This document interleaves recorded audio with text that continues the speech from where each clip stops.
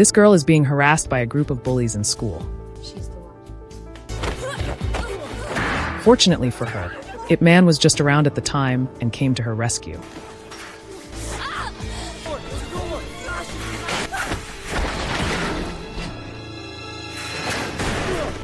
Stay out of this, old man. Stop! No. In the meantime, this karate master who doesn't know who Ip Man is, goes to disturb a Chinese ceremony, looking for trouble. Cowards. My name is Colin Frater, and I'm here to show you a taste of real combat. Fight me! I dare you.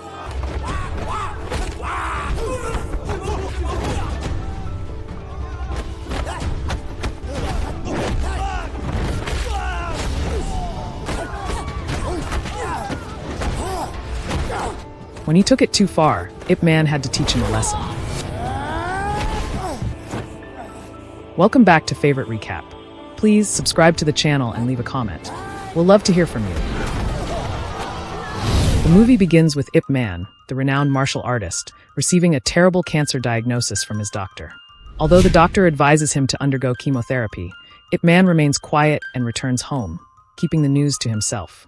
Meanwhile, we see an African-American man named Billy arrive at a Wing Chun academy, his face lighting up when he spots a picture of Ip Man with his students in the hallway. When he encounters Ip Man's students, they begin to mock him for his language and appearance. A confrontation ensues, and to everyone's surprise, the man overpowers his opponents. Just as he is about to deliver a blow, Ip Man intervenes and takes him down. Instead of feeling anger, the man is very excited to see Ip Man and warmly embraces him. He introduces himself as one of Bruce Lee's students and explains that Bruce Lee sent him to invite Ip Man to the United States to attend a karate competition. He hands Ip Man a flight ticket and a kung fu guidebook written by Bruce Lee. Though flattered, Ip Man declines the invitation, explaining that he doesn't have much time. Before leaving, Billy leaves the ticket with one of Ip Man's disciples in case he changes his mind. Meanwhile, at school, Ip Man's son, Ip Ching, gets into a fight, seriously injuring a classmate. The headmaster, frustrated with Ip Ching's behavior, contacts Ip Man to inform him that his son has been expelled for repeated misconduct. Despite Ip Man's apologies and pleas for leniency, the headmaster refuses to reconsider, instead advising Ip Man to send his son abroad, as no local school would accept him this late in the academic year. Upon returning home, Ip Man considers the headmaster's advice. After much thought, he decides to send his son to the US for his education. That evening, he calls his close friend, Fatso, to help take care of Ip Ching while he is away. However, when Ching learns of his father's decision, he protests, insisting he wants to stay in China to learn kung fu like his father. Ching confesses that his rebellious behavior stems from being blamed for his mother's death. This revelation enrages Ip Man, who slaps his son in a fit of anger. Before the argument can escalate, Fatso quickly intervenes and calms the situation. The next day, Ip Man flies to the US in search of a suitable school for his son. He is greeted by a man named Khan whom he knew back in China. Khan is a journalist now working in the US. He takes Ip Man to the Chinese Benevolent Association, a community organization that represents the Chinese immigrant population in the US and helps preserve their cultural heritage. To enroll his son in a Chinese school, Ip Man needs a permit from the association's leader. At the association, Ip Man meets Master Wan and a group of Chinese kung fu masters. Before Ip Man can explain the purpose of his visit, Master Wan criticizes him for allowing his student, Bruce Lee, to teach kung fu to foreigners. Wan is concerned that outsiders will use these skills against the Chinese people in the future. Although tensions rise, even resulting in an intense tussle between Wan and Ip Man remains calm and leaves without engaging in a fight. Later, he tries to call his son back home, but Ching refuses to speak to him. Meanwhile, Master Wan trains his daughter, Yona, in martial arts, but it becomes clear that she is more interested in becoming a cheerleader than following in her father's footsteps.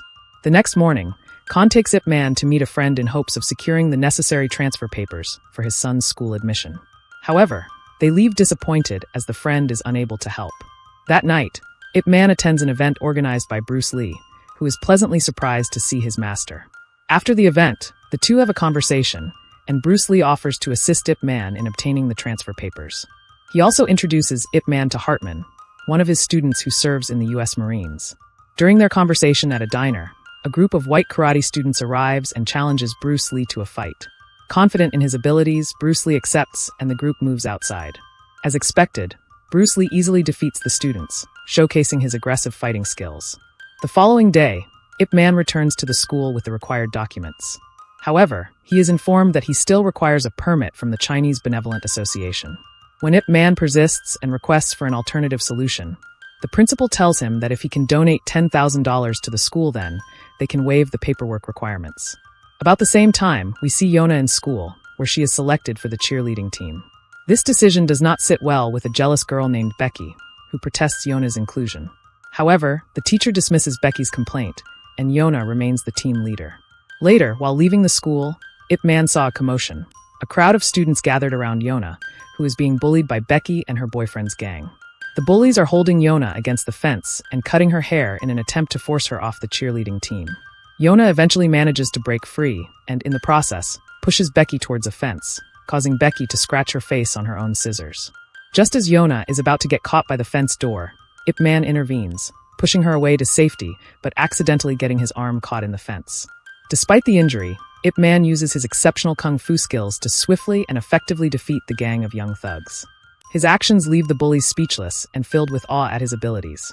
After returning home, Becky, furious about the incident, complains to her mother. Enraged, Becky's mother calls her husband, who works at U.S. Immigration, to return home immediately. Meanwhile, Yona arrives home with Ip Man and attempts to talk to her father, Master Wan, about the permit needed for Ip Man's son's school enrollment. However, Wan is shocked by the sight of Yona's scratched face. Overcome with anger and shame that his daughter was involved in a fight, he does not comfort her.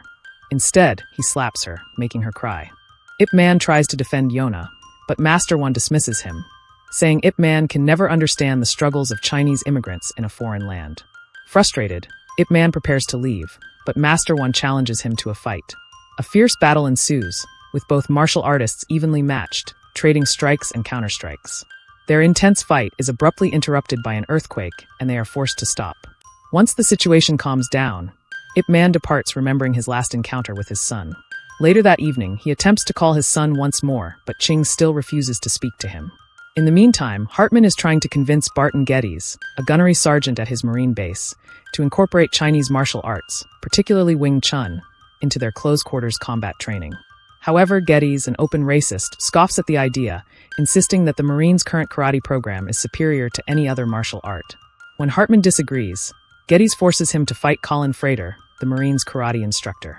Despite his best efforts, Hartman is eventually defeated by the seasoned karate expert.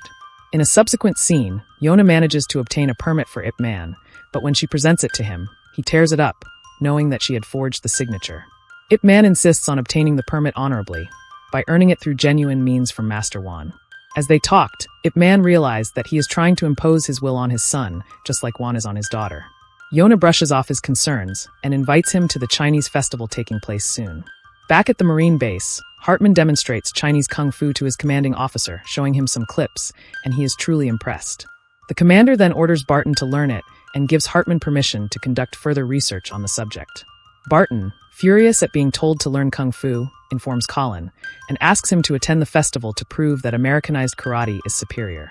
On the day of the festival, Ip Man is in attendance, observing quietly while Hartman records the event for further study. Yona approaches Ip Man and advises him to sit with the other kung fu masters, but he politely declines.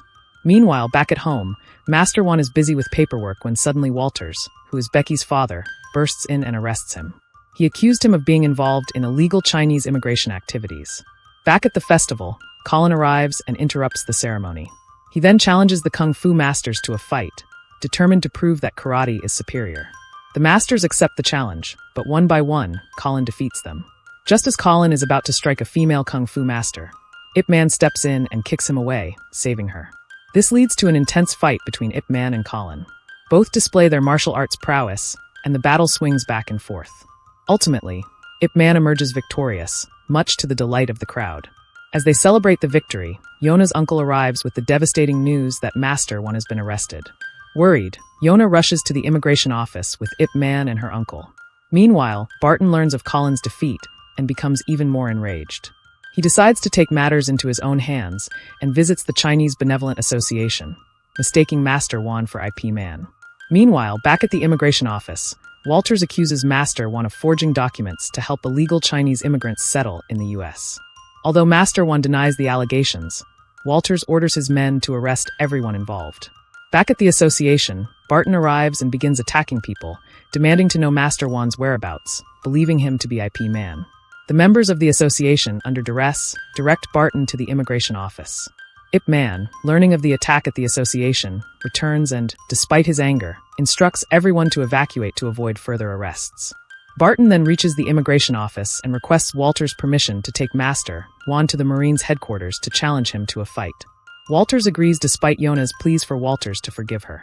Master Wan forces his daughter up and asks her to never bow in the face of oppression and that he now sees what Yona met all along. Then he follows Barton, who takes him for the fight. At the Marines' base, the men in the unit are quickly assembled to witness the fight between Barton and Master Wan. Despite putting up a brave fight, Master Wan is ultimately injured and defeated by Barton. Meanwhile, Ip Man takes the people from the Chinese Benevolent Association to Bruce Lee's gym for medical treatment. The members of the association, realizing their mistake in doubting Ip Man, apologize for their earlier harsh judgment. Bruce Lee and Ip Man waves off their apologies. But soon, Bruce gets a call about Wan. He has been badly injured and in the hospital. Later on, Ip Man attempts to call his son again, but Ching still refuses to speak to him. Finally, he decides to reveal the truth about his illness. He tells Fatso that he has cancer and doesn't have much time left. Hearing this, Ching finally speaks to his father. Ip Man apologizes for slapping him and promises to teach him martial arts when he returns to China. Overwhelmed with emotion, Ching breaks into tears, and Ip Man comforts him, promising to return home soon. The next day, Ip Man confronts Barton and challenges him to a fight.